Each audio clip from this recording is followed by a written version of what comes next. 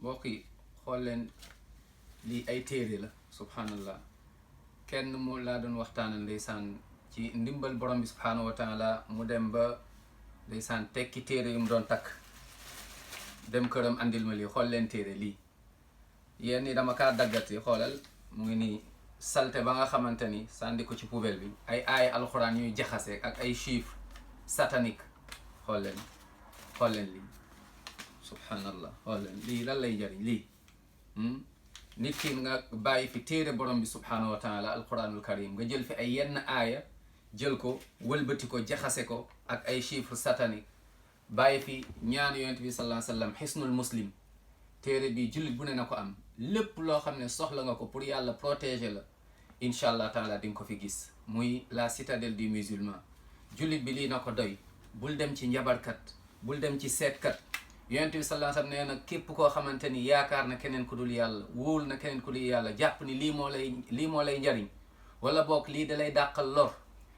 nga dee ci bokkaale boobu subhanallah aljanna xaram na ci yow doo dugg aljanna abadan te loo mës a def lu baax la yàlla bëggatu ko subhanallah loo jaamu yàlla lépp da nga koy perte boo deewaaleeg moom yóbbaale ko lii lan la lay njariñ lii foo koy yóbbu sa bàmmeel lii dina la topp lii xool leen subhanallah xool leen lii jullit ana alquran ana téere borom bi subhanahu wa taala ana ñaan yonent bi sallallahu alayhi wa sallam jàngale kon nañu lii doy bul dem ci njabarkat bu dee mbokk yow takk nga lii tekki ko bés ni ki tey lii du la aar du aar sa mooy fi ngay jaayee ñoo xam dañ koy takk wala boog sa ndigg dindi ko nga wóolu yàlla nga góorgóorlu sax ci alquran ak sunna yonent bi sallallahu alayhi wa sallam nga ñaanu sunna yi dara du la laal incha allah taala saa yoo yeewoo suba ak ngoon nga ne bismillahi alladi laa yadurru ma ismihi shay'un fi l ardi wala fi samai wa stamilali ñetti yoon nga ne a'udhu bi kalimatillahi tammati min sharri ma xalaq ñetti yoon en tout cas lépp mu ngi ci téere bi nga ñaanu sunna yi suba ak ngoon booy génn nga jàpp nga ñaanu sunna yi incha allah yàlla moo lay aar subhanahu wa taala naam wallahu yaasimuka min annas kon lii na ngeen ko moytu képp ku dem ci seetkat gisaanekat ñu lay jox yu mel nii nga dem foofu boo jullee 40 jours yàlla bugg ko yàlla nangu ko te nag bu la waxee nga gëm nekkatuloo jullit génn nga ci lislaam subhanallah ñaati ci ay jullit ñaati ci këru jullit di ko takkal seeni doom seen njaboot